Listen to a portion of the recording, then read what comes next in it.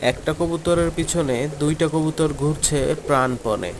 পিছনে যে সাদা কবুতরটাকে দেখা যাচ্ছে সে মূলত সামনের সাদা কবুতরটার জোর, আর পাশে যে জালালি কবুতরটা দেখা যাচ্ছে এটা বহিরাগত, এর জোর আলাদা। কিন্তু তবুও সে সামনের সাদা কবুতরটার পিছনে ঘুরছে।